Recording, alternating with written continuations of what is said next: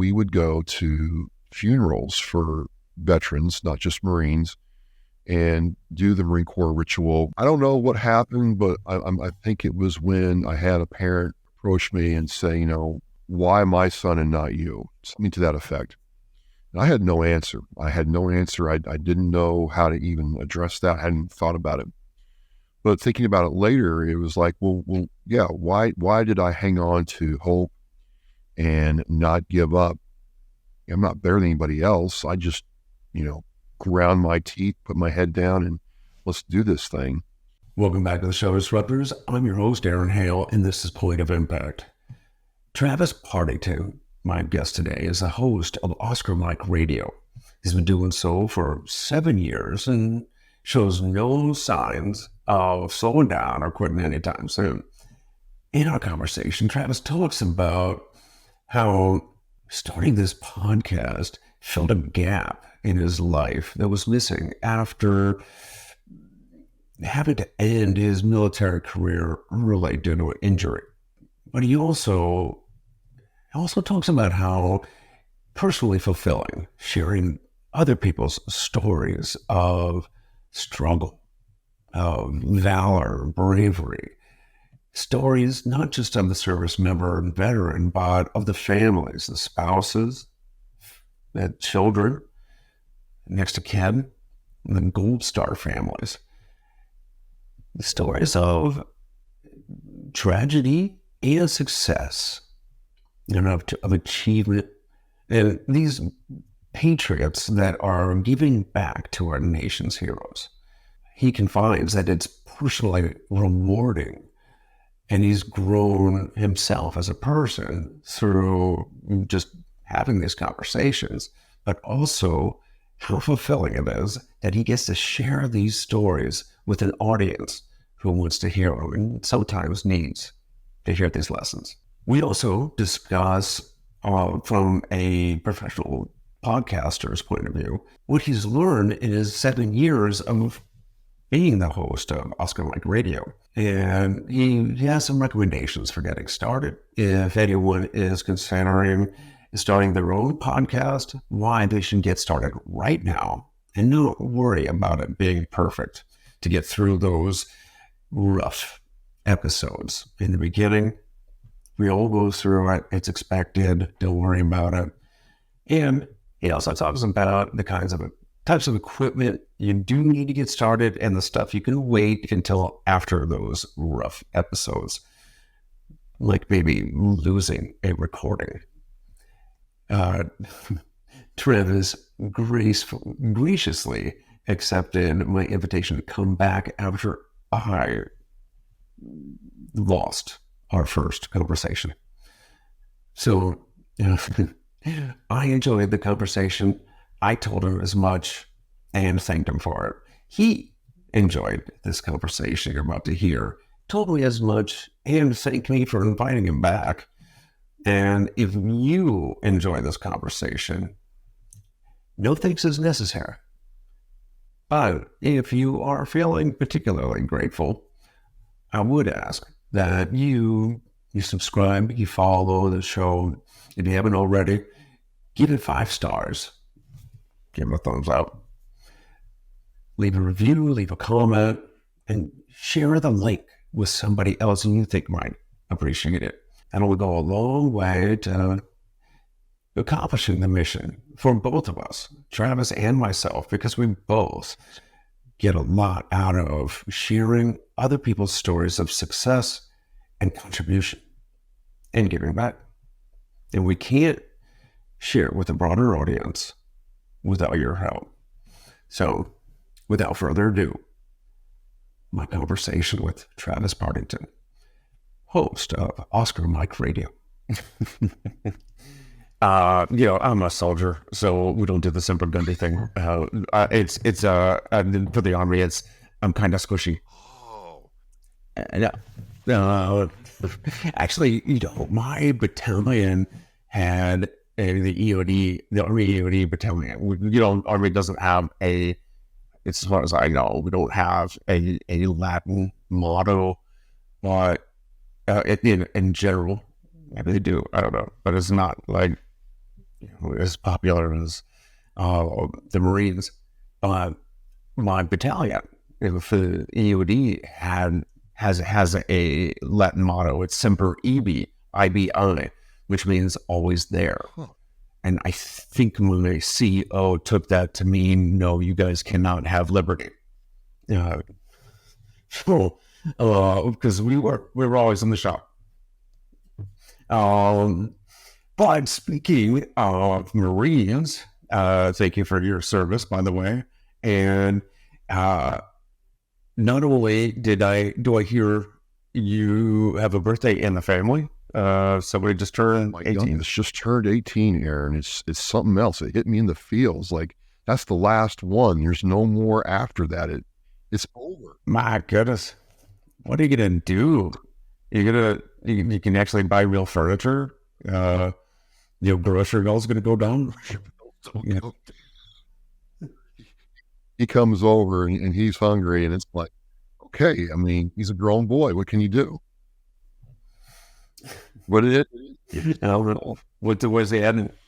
He looks to get in the trades. He's interested in that. His brother, his other brothers are kind of in the trades, and they love that. So it's a real exciting time for him. He's finishing up high school, getting ready to start high school hockey, and then this time next year he'll be on his way, hopefully. That's fantastic. I wish all the kids, the young men, family, and all the best. In line with the birthdays and the Marines, I hear now that Halloween is over, all the crazy devil dogs are coming out. But here, I wanted to show you this. I just got this last weekend. Yeah. I got to tell you, the Marine Corps Marathon, they win every year for snazziest finishers medals. Check this out. Man. You open this thing up here. Dog tags. Yeah, awesome. Get out, man. Shoot, I got this. Yeah, I'll never be able to get that back in. But Aaron, I got this hard line thing against rain. I might actually, that would be worth trying to do, just to get that. Yeah, I know. They're awesome. I got a wall full of them over there. Actually, that was my fifth finish of the Marine Corps Marathon. So I'm in the Gold Rudders Club, and then I get head of line privileges for what's always a sold out race, and it's like quickly sold out. 30,000 people. It's all of the party. It's great. But enough about my stuff. Tell me, what are you up to lately? How's the show going? Oscar Mike Radio, and I want to hear all about Oscar Mike, what you're doing with it, and the stories you're telling. Sure, absolutely. And again, thanks so much for having me on. I'm in year 7 of Oscar Mike Radio, Aaron. It's kind of hard to believe that this has been 7 years of doing this. As we talk, I have show number 368 just dropped. 369 is next week with Brigadier General Robert Thomas of the U.S. Air Force, talking about Operation Home Front for Heroes, and what they do, and providing meals for veterans. And I think, like I've told people, that the theme for this year really has been how much I don't know. That's what I'm discovering through doing podcasting, is I'll never know everything. There's always a different story out there. There's always different people out there doing different things, amazing things. And we can have all the cool equipment and the high-end tech and this and that, but at the end of the day, it really comes down to the person who decides to join and be bigger than themselves and be part of a mission that makes the military experience what it is. Good or bad, but a lot of times for me, very positive. So this year's all been about learning new stuff and being exposed to different things and trying new things, and it's just gotten better. I mean, July came, that's when I turned 7. I'm like, where did the time go? It just seemed like yesterday I was trying to remember to keep everything plugged in, and I tell you what, Aaron, there's nothing like going to an interview on the road and remembering you left the memory card to your recorder at home, plugged in the computer.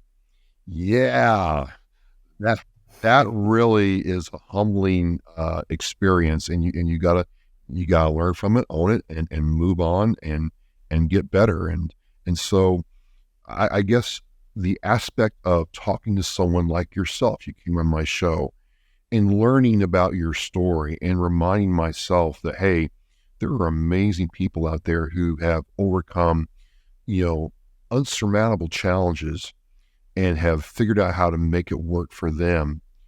And I can tell you from our show that we did, people resonated.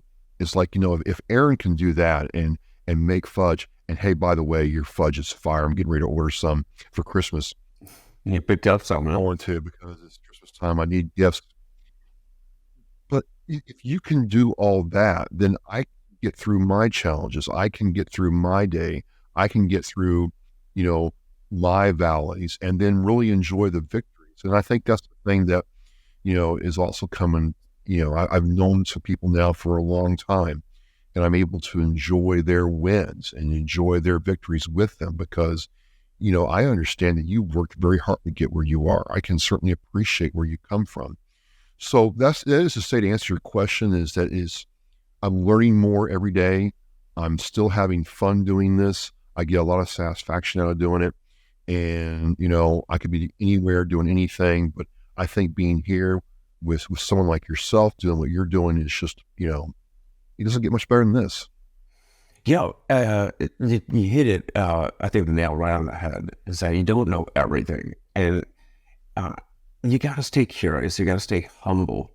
And that's one of those things that a lot of people ask me is, how do you keep from being depressed?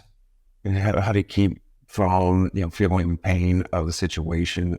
How do you move forward after, trauma, tragedy, that kind of thing? And one of the first things I think is, if you're feeling depressed, you're probably thinking about yourself too much. And it's about thinking of yourself less, all right? And that's turning your interest, your attention outward, being humble, being curious, and learning more about other people's situations. So you, on Oscar Light Radio, you share the stories of incredible people, warriors, family members, Gold Star, spouses, patriots, and nonprofits that are doing incredible work for our veterans. And I had to tell you, there are some absolutely amazing stories that I'm listening to from your show. Stories about people, veterans who started nonprofits and are helping other veterans. The first was the first female fighter pilot. The list goes on and on. But maybe you can tell me a few things that maybe you've learned along the way. A couple of surprises, maybe things that have stuck with you. Sure, absolutely. I'm going to go back a little ways. Last year, I got in contact with a Navy veteran, a commander. She served in Afghanistan, and she's like, "Hey, I have this book thing I'm doing, and I want you to kind of check it out and tell me what you think." I'm like, "Okay, I've written before, Aaron, but not really like writing, And I went and checked it out. There were like 12 other female veterans in the room. I'm like, okay, I'm the only dude here.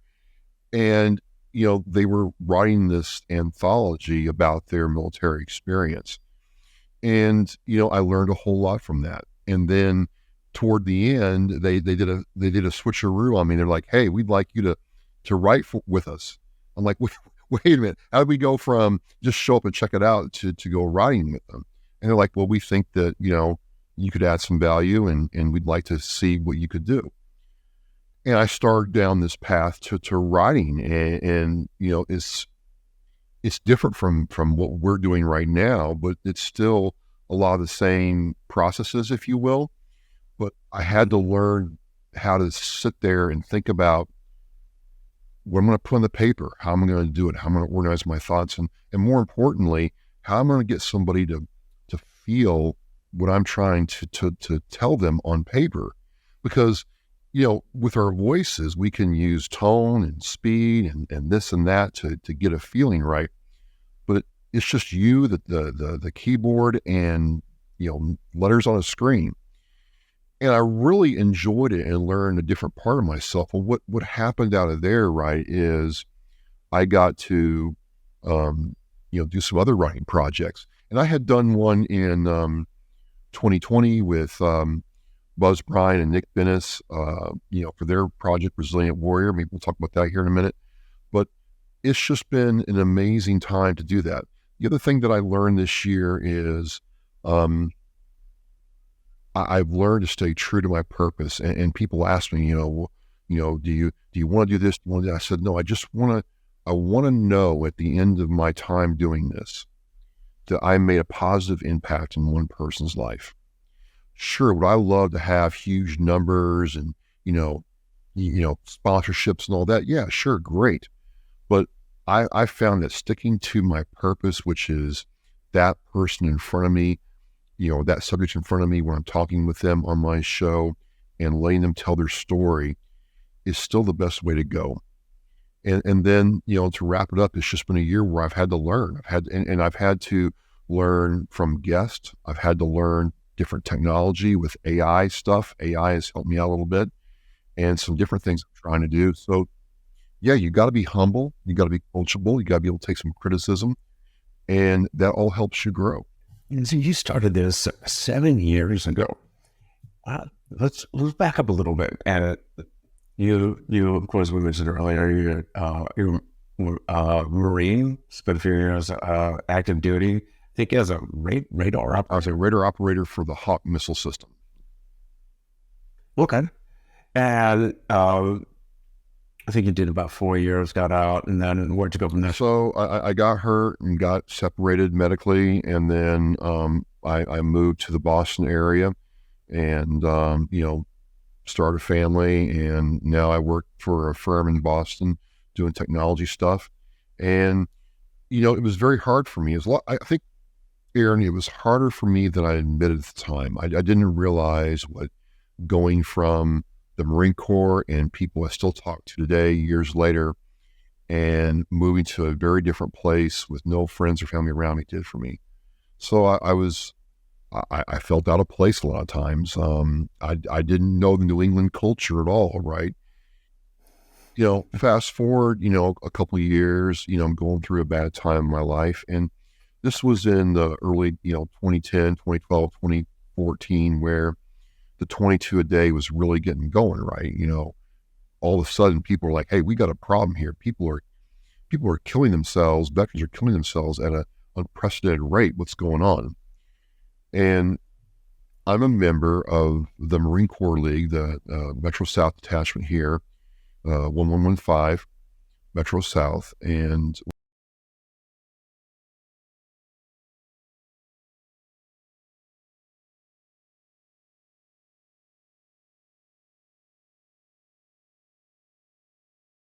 we would go to funerals for veterans, not just Marines, and do the Marine Corps League ritual, excuse me. And it became obvious when we were burying a lot of people who had committed suicide. And I don't know what happened, but I think it was when I had a parent approach me and say, why my son and not you? Something to that effect. And I had no answer. I didn't know how to even address that. I hadn't thought about it. But thinking about it later, it was like, well, yeah, why did I hang on to hope and not give up? I'm not better than anybody else. I just, ground my teeth, put my head down, and let's do this thing. And it was around that time I was doing some guest hosting for a show called South Shore News and Views on AM 1530 in Taunton, Massachusetts. And the guys were there like, if you worked at this, you could probably get really good at it. You got a really good presence on radio. I'm like, oh yeah, right, whatever. But it stuck with me because, I really enjoy doing it. And so in 2015, I'm like, I want to do something. I didn't want to do a blog because everybody had a blog out there, and everybody begging you to read their blog, and it just wasn't me. Doing some kind of like video stuff. I didn't have the knowledge or money for that. I'm like I said, I write, but I'm not really a writer at the time. I said, I'll try podcasting, because that was cost-wise, it worked, skill-wise, it worked, and it was still relatively new. So I felt like I could experiment, make mistakes, and get it out there and see what would happen. And so I met a guy I worked with still, Keith Hayes of Sinister One Productions, at the Dale Dorman Media Day in April 2016. Pitched my idea to him, where Oscar Mike Radio, Oscar Mike, On the Move, On Mission, is going to be a weekly show about military and veteran stories, history, current events, happenings, the people that are in the military, active duty or otherwise, Gold Star, the whole swath, where people will hear these stories and get some hope, get some, support, be able to connect with each other, and go from there. And so in June, I recorded my first episode, published it July 22nd, and it was terrible. It stunk. I listen to it every now and then, and I'm like, oh my God, it's bad. I mean, beyond bad. I mean, but all I did was just, I kept going, I kept getting better, and it was like 100.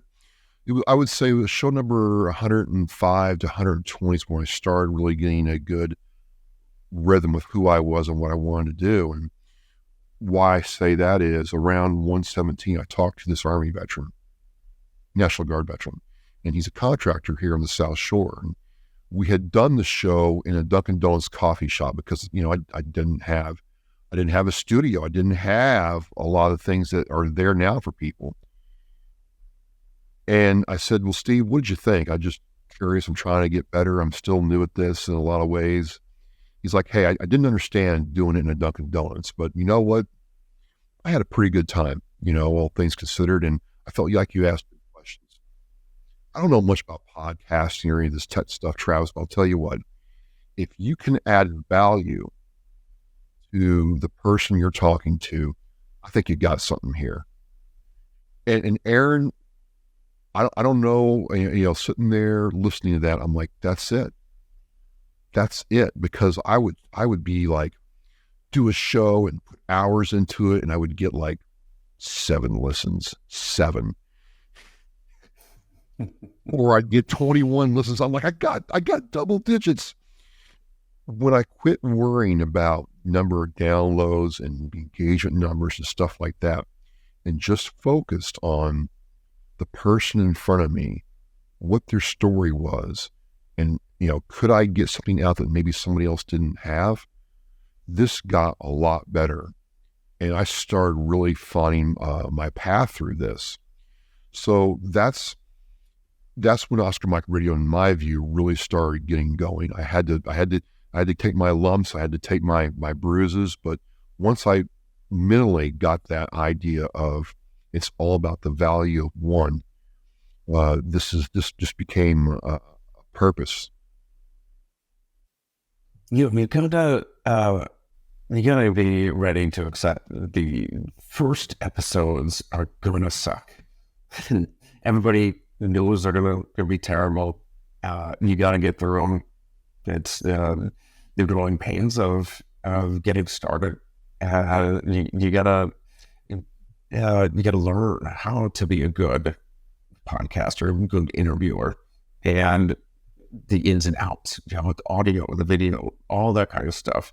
So the first few, those are your practice episodes. Unfortunately, for your first couple interviews, your guests, they're the guinea pigs, I guess. But and for example, maybe losing and recording or not hitting the record button. I don't know. But you get better over time, and you've had 7 years to hone your skills. And from what I know, what I've listened to, you've built this library compendium of incredible guests, incredible stories. And it really is. It's these modern day history lessons. There's a lot of great messages in what you're sharing. And I think that's one of the best parts about having a podcast is that it's universally accessible, and it's a universal connector. You could send a text message or call one person, or you could share a story with everyone and leave it out there for everyone to hear whenever. So the more you grow your audience, the more you get to share these lessons you're learning at the same time. And what do you see going from there? Well, I don't know. I'd like to tell you that I have like this, 1, 3, and 7 year plan. So the most I can tell you is I'm trying to get efficient. It's not that I'm not, but I'm trying to make sure that, hey, can I do something better so I have more time to, focus on what I want to create. So to me, there's a technical aspect. I'm playing around with adding another camera on when I'm talking to somebody like in person versus on Zoom. I want to add a second camera, maybe even a third, and that's going to require some growth. It's going to require, more to understand how to do that. I think the second thing I want to do is understand marketing. I really think, it's on me to figure out a way to not only capture the story, but get it out there in a way that to those wide audience as possible, excuse me. And then, the thing that I'm really, focused on is we've been so focused on the 22 a day awareness. I want to start encouraging people in the veteran community and the active duty community to take action. There are lots of resources out there now, lots of people willing to, give of their time, make their business open to you, teach you skills, for free a lot of times.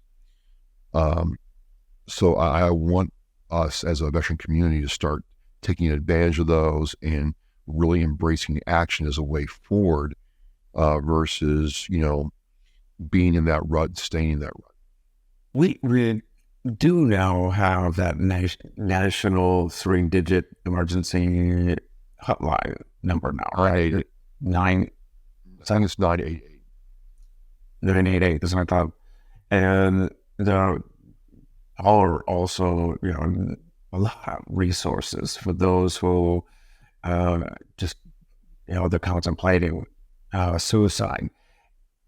But what I believe, this is my personal belief, is that instead of focusing on the suicide, we focus on, it's like trying to treat the, not treating the problem, we're just treating the, this is the word I'm trying to take up, the, well, we need to, we have the problem, we focus on the solution. Well, I would like to focus on the positive. Sure. And I know you gotta treat the negative, but what I'm getting at is when there's one suicide on the news, it's followed by others. If there's a mass shooting on the news, it's like the mob or the herd mentality. It's followed by others. Instead of raising attention to the 22 a day or whatever the number is now, which I believe it's higher, more so raise attention to all the opportunities out there for healing, for growth, for camaraderie after service. And I think that's a more, just in my personal opinion, I think that's a more beneficial solution and say doing 22 push-ups a day, right, and saying I'm aware of suicide. You know what I mean? Absolutely. And that's kind of where I see the next phase of this going if we want to embrace that and make that happen for us. Absolutely. I think that what I loved and what this helped me greatly was a community-based activities that get service members out. For me, it was joining a local running club, right? And what I like to tell people, it was reintroduce me into the wild. And getting out there and meeting my community, going for a run, physical activity, those kind of things. That's what it's when we feel isolated and we're stuck inside, and maybe our only comfort is going into a pill bottle or an alcohol bottle, and we got to get them outside, sunshine and people and smiles and rainbows and all that kind of stuff. But it's actually just community. So we're social creatures. We need to be out there and reintroducing it to the wild. And so you're focusing more on improving the podcast, bringing new and sharing new stories. Yeah, I was laughing to myself when you were talking about changing cameras, and I think I mentioned earlier before we start recording, if I want to introduce a new camera into my podcast setup, it would require my own hands off, my own absence, because I'll just screw everything up. What kind of changes are you planning on making? So right now, like if we were, and I hope to meet you here in 2024, that'd be really cool. It's just a wish list for my Santa list. Let's just say we met in person and we did a show. So I have one Sony ZV-E10 with my Zoom H6 for the audio kind of pointed right at us, right? But I'm thinking, well, I want to get to that. This is just for me, technically, I want to have that look and feel where when we're talking, it's the camera is on. We have cam 1 on Aaron, cam 2 is both of us, and cam 3 is on me. So as we're going through the conversation, the camera angles change. Not necessary. I mean, I've done single camera for years, right? But it's just something that I'm like, wow, I'd like to get into, because when I started looking at it, it requires more. It requires more knowledge, and you have to get better at what you do. You have to be more prepared. Editing is certainly different, but I'm doing that.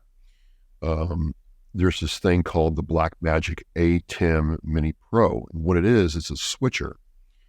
You plug that device in, plug your cameras into it, and so it's controlling all 3 of the cameras, 4 of the cameras at the same time. So it's making life easier. I played around with it. I think I'm getting to a point technically where I can use it really well, but it's just things like that I like to do, because I want to see where I can take my technical skills doing this and try to tell the story better. One of the things I would like to do technically is get to a point where, let's just say I came to your kitchen and watched you prepare fudge. It'd be really cool if I had the knowledge to, really get the camera and sound right to actually do like a true little mini doc right there. We're gonna watch Aaron make fudge, which, yes, everybody should have Aaron's fudge, by the way, and do that right. And so that's kind of where I'm going technically with the show. It is understanding that part of it to be able to tell stories in different ways. That's interesting. Everybody's always intrigued about the best equipment. As it's hard to put a finger on it, because of course equipment is always changing, just like the technology is always changing, and you don't want to go out and empty the bank account on the best equipment before your skills are match the equipment. Yes. But at the same time, we always love that new gear. Well, you were talking about with this Blackmagic camera switcher controller is in person interviews, or like we're doing remote face-to-face thing. In-person interviews. So I have, and I'll send you a link to it. And what I've been able to do with a little home setup here testing it is I can plug in 4 cameras, and I can have all the feeds recording to an external hard drive. I then take that hard drive and then hook it to my computer and port it into this program I use called Blackmagic DaVinci Resolve, and all the channels are there, everything is there, and I can start working with it. And it's just, I'm still learning some of the things that it can do. You can also live stream from it, but it'd be like, we're sitting there in the kitchen, right? And we're looking, and we have camera 1 focused on, you mixing up the fudge, right? And I have another camera with you by the mixing bowl, or another camera by you taking the fudge out of the oven. I don't know. But the idea is, if you have those things all in place, you're not moving the camera around so much, and that takes out mistakes that humans make. Right. And so my camera that I use, the Sony ZV-E10, was not that much money, comparatively speaking, to what some people spend. My Zoom H6 was, I tell people all the time, man, I saved, I went out, because, money's always tight, but it was really tight back when I got started. I collected bottles and cans and got a recertified one off eBay for about $200. And that thing has been a tank for the last 7 years. It has been great getting that level quality of audio for things I have done. So you don't have to spend a lot of money, and you're absolutely right. You're absolutely right, Aaron. I've had friends of mine go out and get a home equity loan to start a podcast. And I'm like, how in the world did you talk your wife into that? What did you have to promise? What part of your soul did you have to sell to get that? You shouldn't do that. You should, to your point, I mean, exactly, grow your skills and then increase the equipment as your skills grow. Not buy the fancy stuff first and then not use it or not like it. You're potentially wasting a lot of money and time.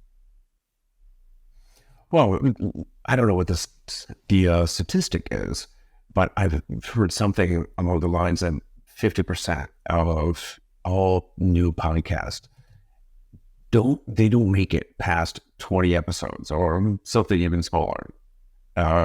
So that just tells me that I need to get to at least 20 before I start spending some serious money. And like I mentioned before, those first few, 3, 4, 5, who knows how long it takes for somebody to get up to speed. Those are the practice ones anyways, right? Those are the ones where you're smoothing out all the rough edges. You don't want to do that and realize that the community podcasting isn't for you, or it's maybe I just wasted all this money on the wrong equipment. Just so you learn, and as you grow, you educate yourself, you get better. Then you start upgrading the equipment you will need, or will make the show better. 100%. So the last set of stats I looked at from Listen Notes, a couple other places, there's about 4 million. Let's just call it 4 million podcasts on Apple and Spotify. They're about the same. Out of those 4 million, only about 8% of them put out content once every 90 days. Out of that 10%, only like 4 or 5 put out content once every, once a week. So you're absolutely right. People start shows, get to number 20, 21, 17 and quit and never do it ever again. So yeah, you're absolutely right. Take your lumps, make mistakes, learn from them, and enjoy the process. And then, yeah, there's some really cool stuff out there right now that makes your life easier. Well, we all go through, with a lot of new projects and new relationships, we go through that honeymoon phase, the romantic, I can't wait this is going to be the best show ever, and then you get into the nuts and bolts. You find out that some of the stuff is a bit tedious and it just takes discipline and dedication to get through.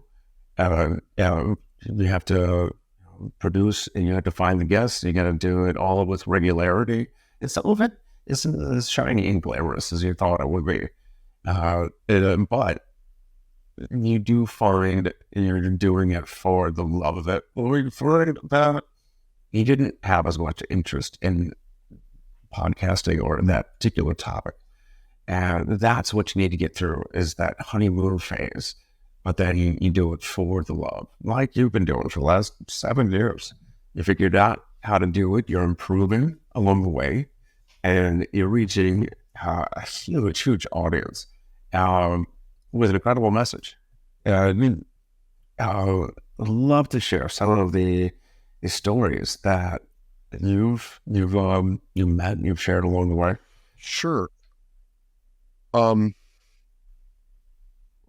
Where do I start? I think one of the things that got me recently is I just talked to one by the name of Vicky Cody. She's an Army wife.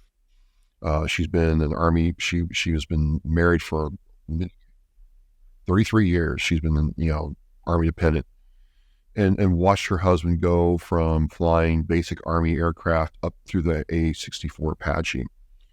And, learn some things about, I don't really hear a lot about, wives talking about what it's like watching their husband go to war. And the thing too is both her sons fly Apaches too. So, there must be some times, I'm not a mom, but I have been a parent where, you get worried about your kids. And I can imagine what it's like having to worry about your husband and your sons at all the same time. But there was reserve of strength within her that really was, contagious. She's like, yeah, life was hard. And it was hard with, 2 small kids moving around. And my husband would leave to go on deployment. And I was worried about him, or there'd be a crash. And, we'd have to support that person.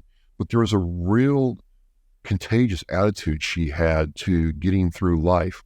One of the things she told me her husband said is, hey, we're at the Pentagon. He's working at the Pentagon.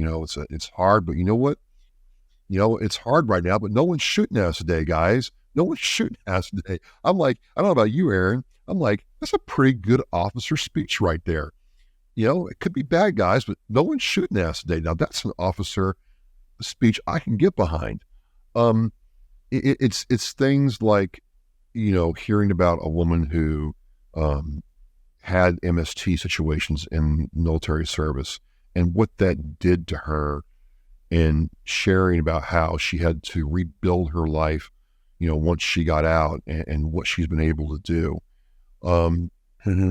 People who are, one of my supporters, Travis Arnold, out there in California with Quezon Shaving Company, started this during COVID to make shaving soap and, with a shaving brush to kind of reinvent shaving.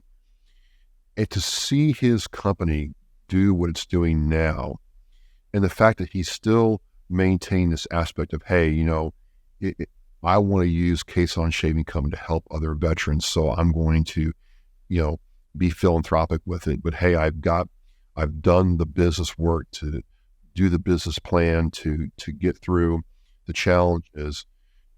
When you see that, you just are amazed about how awesome veterans are and what we can do. So, and then the creative people that are into their music, pottery, yoga, whatever it is.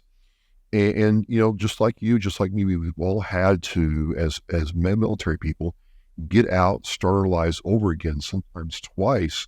It's really amazing. It's really amazing. It's just scratching the surface of what I remember right now. But every show is I learn something. Sometimes I get, a friend out of the show. Sometimes it's just somebody I meet. But, what this has done for me is, to your point, I've had to have a purposeful intent to tell their story in a way that people, resonate with them, people listening to the show, And then I'm like, man, I've learned a whole lot today just by sitting there, hearing this woman who never served the military, never held an M16, you know, hey, you know what? I wanted to learn how to fly an aircraft, and this is how I did it. And I felt really good doing it. And I'm like, well, holy moly, if she can fly an airplane, maybe I could learn how to fly an airplane. It's stuff like that. And, and then I'd be remiss, Aaron, if I didn't say, I really got a whole lot out of our conversation when you came on Oscar Mike Radio. If I may, I got hurt. I blew up my quadricep tendon a little over 2.5 years ago. Had to learn how to walk again, and it was hard. It brutally hard. Still is some days, it's better, but it's hard. And I'm sitting there like this guy, took his situation and found the running, which I don't run anymore. I'm glad you can run all you can for me, get those miles for me, but you took that and moved it forward. And so this is this constant reminder of these stories of people, who are just like you and me doing these amazing things, that if they can do it, I can do it, and other people can benefit from hearing about what they're doing. And that's the most rewarding part about having a show, having a podcast, because there are these stories that need to be told, especially with, say yours, where you're telling the stories of not just the service members, but all the lives that are touched by one service member's military duty, the spouses, the children, the family members, the next of kin. And there are lives after service, and their success after service, after military duty. And what I love about the stories you're telling is that you're sharing one person at a time, their story of success. And I repeat it all the time. And I love the saying is that someday your story of struggle may be somebody else's blueprint for survival. And you're sharing blueprints for other people's survival all the time. And it's an incredible message. It's a necessary message. And that's one incredible way that you are saving lives. You're improving lives. I can all these different podcast university type things where I've been listening, and I've found out that I could be financially free, even despite my disabilities, despite my upbringing or my where I was born or where what color my skin was, or anything like that.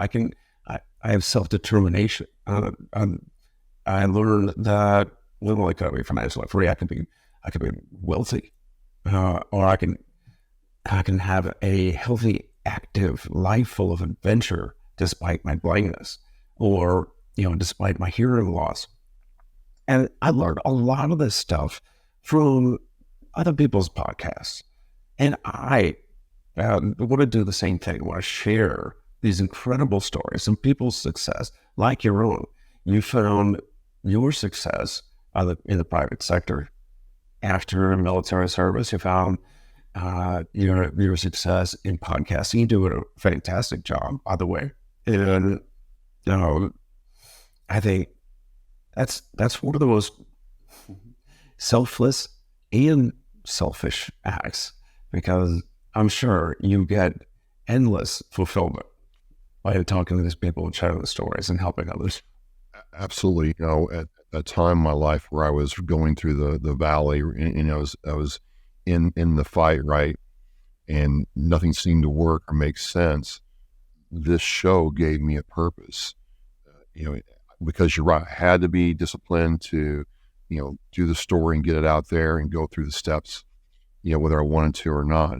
And then the purpose part really came in when it's like, hey, I'm sitting there, walking through an event one time. Someone came to me and said, hey, you had my friend on. I learned a whole lot more about my friend because of your show. It's little things like that, or I get an email or a message saying, hey, especially from a wife. You got something out of my husband that I didn't know. Thank you very much. And that really fuels my purpose to keep me going in this. And yeah, it's the old thing where you got to give to get. If you give, what's going to come back to you is either going to be the same or multiplied. And so, I encourage people to, hey, get out of your comfort zone and try new and be open to new experiences. There's the analogy of I've got to fill my cup up before I can pour into others. And somebody told me it's not the way you look at it. Right? That's not how abundance works. Right? You got to cut the bottom off that cup. Abundance flows through you. The more you share, the more you give, the more that comes in. So you don't have to wait till your cup is full. In fact, that way, if you always wait till your cup is full first, it will never fill up. So cut the bottom off the cup, and abundance will always flow through it. And just like you were saying, you first have to give without expectation of immediate return, reciprocation. It will happen. You've got to have faith in the return. But the more you give, the more you add value into the system, right? The more you're going to get in return. And that was one of the most, one of the biggest lessons I think I've ever learned, was that it's not about me, right? And I can't just hoard my successes. The more I give away of myself, my knowledge, my labors, the more I give it out, the more I am wealthy in relationships and finances and all other aspects of my life.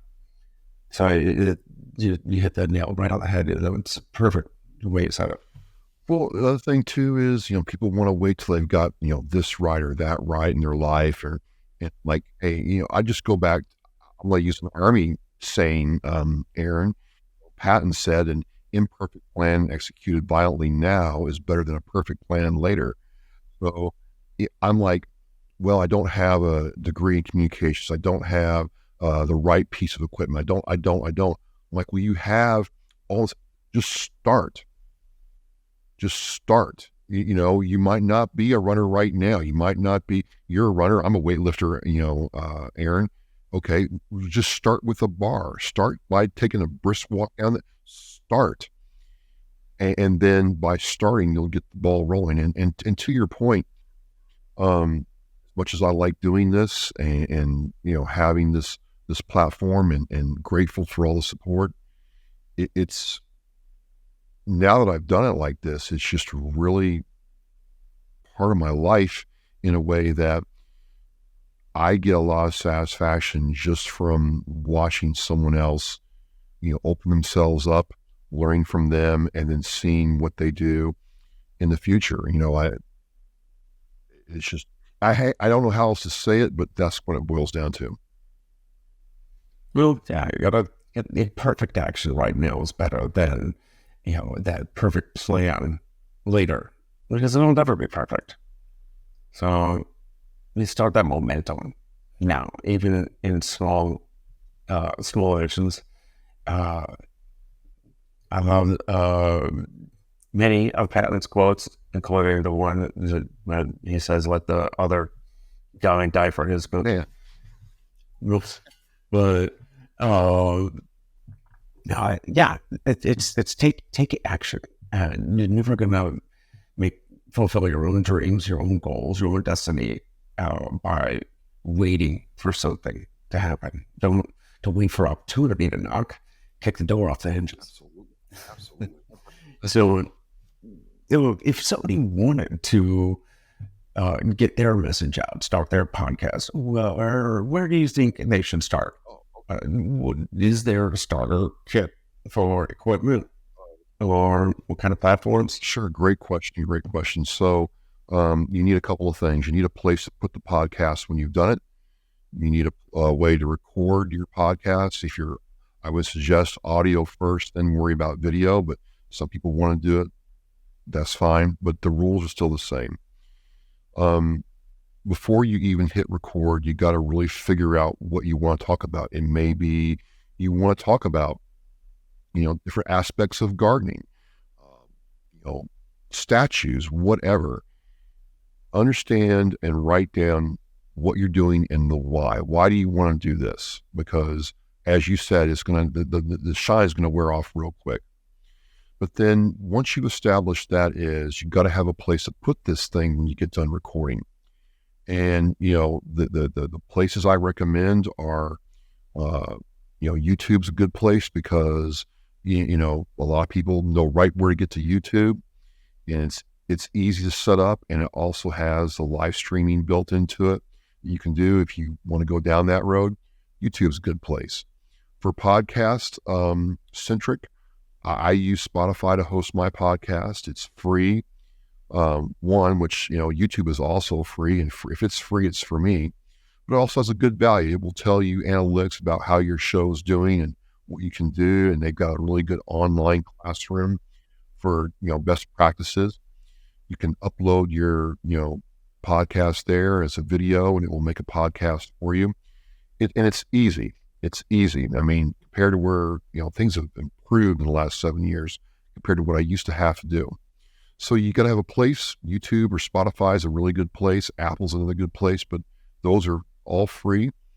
And then what I tell people is, look, go get yourself your laptop or your iPad. I don't like cell phones for podcasting. I'm really not a big fan of that, but that's just, if you have a cell phone, go ahead and use it. But the rules are still the same. You want to, connect your microphone. You can get a USB microphone for like $50, plug it into your laptop. I tell people I still use it. The program Audacity to play around with my sound and edit my sound. I still use Audacity. It's a free open source program that runs on Mac and Windows. And so what you do is you connect your microphone to your laptop or your tablet, and you record your audio file. Couple basic best practices. You want to try to find a quiet place to do this. And my two favorite quiet places when I'm like really in the zone for like vocal work is my bedroom closet and my car. I was just thinking, he's going to mention the closet. Yep. And I've heard so many people say that, it's there, all the clothes hanging around and carpet or whatever. There are fewer hard surfaces for sound to bounce off of. Maybe even a good hiding place so the kids don't find you. What you do is you tell the kids, hey, we're going to have a game where we clean up the bedroom, and, and your kids will disappear. I mean, gone, vapor. Your car is another good spot because a lot of cars are engineered to keep exterior sound out. Plus, to your point, they don't have hard surfaces. A car is curved on the inside, and the internal, dampening in there means that, it's going to do that. And so you set up in one of those two places. A bedroom is good, or if you don't have those places, a wide open space actually works really well because there's nothing, to your point, for the sound to bounce off of. And then I tell people this one key: don't worry and slow down. Some people want to try to talk really fast, and it's not that. I find that if you slow down your rate of speech and just have a quiet conversation with yourself or with your guest, that works a lot better than trying to get all nervous and attack the microphone. You're just sitting there like, you and I are sitting in the Humvee going back to get chow from the main side. And, we're really excited because we know that Aaron cooked it tonight, right? It's going to be really good stuff. And we're talking about, this run you did, and, you felt motivated by running, and, I don't feel motivated by running. And we're having a conversation here. It's not a test. It's not an interrogation. It's not a, life and death. We're just two dudes sitting here on Saturday morning, good weather outside. We're just having some fun talking, right? So that's the thing. You want to really kind of just slow down and relax. Well, I was just gonna say, slow is smooth. Smooth is fast. So slow it down, get it right, and then you'll find your own pace. Yes. And that's really, once you're comfortable, then the other point is when you're doing video. At least I found that how the camera, they say, adds 15 pounds. It saps you of about 25% of your energy. So when you're having a slow conversation, it sounds like you're tired on video. I don't know, it looks so. I guess as a counterbalance to slow it down, at least try to add some energy to it. But don't. There's a difference between nervous energy and saying enthusiasm. So enjoy yourself and keep it smooth. And the camera adds all kinds of differences to the whole process than just audio. Number one is, look at the camera, right? How hard is that? Well, it can be hard when you're sitting there watching your levels and looking at your notes and, kids are doing whatever and someone's running the leaf blower out slide, but you got to try to look at the camera. Like, you got to try. And then, the other thing too is keep that energy up and smiling and, because the camera unfortunately doesn't lie either. And 15 pounds is about right, Aaron. It adds 15 pounds to there's just no other way around it. Sorry. But it's okay. And, using the camera, I think earlier, I was really reluctant to do it, but I think getting those reps in front of the camera will help you, especially when you do someone else's show. Well, for me, those are actual pounds because I'm not in training right now, but I'm still baking cookies. Really? So, I mean, whoa. Stop. You didn't say anything about cookies. What kind of cookies? Oh my gosh. Yeah. And the kids, the twins are, they come home for the weekends. Well, they're not come home for the weekend. They're always home. I mean, but they don't have daycare on the weekends. And sometimes it's a rainy day, so we don't go outside. And, we just got through a very light hurricane season here in Florida, but it did rain some. And I was in between races. So we did, yes, lots of cookie baking. And one of our favorite Sunday morning breakfasts is the banana nut bread waffles. So imagine just putting the batter of banana nut bread into a waffle maker. And it's awesome. Yeah. What's your favorite kind of cookie, Aaron? Well, frankly, the perfectly done chocolate chip cookie is, and you can't beat it. That's why it's probably the most popular. But I'm a huge fan of the white chocolate macadamia cookie, and I've just perfected. Yeah, I would say, it's the perfected sugar cookie. It's very simple, but it's not hard and crunchy. It's not cakey. It's still kind of chewy and soft, and just enough moisture. I don't know, at the top of this world. I love oatmeal raisin cookies, Aaron. Love them. So, but but banana nut batter waffles, yes. Sugar cookies, yes. Yes. What about you? Oh yeah. Oatmeal raisin's my cookie jam right there. I'm on a lifelong quest, Aaron, to find the perfect oatmeal raisin cookie. I've come close a couple times. I'm still looking. I still haven't found what I'm looking for. Frankly, I keep trying to put bacon in everything. So a good chocolate chip walnut bacon cookie is dynamite. I'm speechless. Why didn't I think of that before? What's that? Yeah. Oh my God. That sounds like a slice of heaven right now, Aaron. Did I blow your mind? Yes, my mind is blown. You have absolutely 100%. This is the best part about doing this. Well, I don't know if you're getting hungry. Look at me. I'm massive. I mean, it's just, I'm a weightlifter, so I need, bacon infused chocolate chip cookies. The boys and I, it was a couple of weeks ago now, made chocolate chip walnut, and I added a little bacon to part of the batch cookies. So separated the batch. So it was like the cocoa chocolate chip cookie with chocolate chips, and I think we even put in some like chocolate chips and walnuts. And then I took a little bit of the batch and added some bacon in there too. It might have been just too noisy of a cookie, but it was pretty darn good. Now, is the bacon cooked before you add it to the batter or after?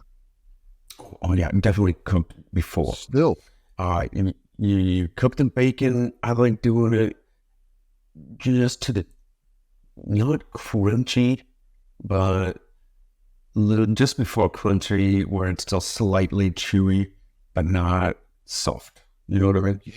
And then you add it to the bacon, or add the bacon and the cookie to the bacon, and then you add the bacon to the cooking batter. And cookies only cook for like 8, 10, 12 minutes, so you're not going to get any more bacon cooking inside the batter. Yeah, but some of that bacon grease and fat are going to get to the cookie. Oh my God. It has to.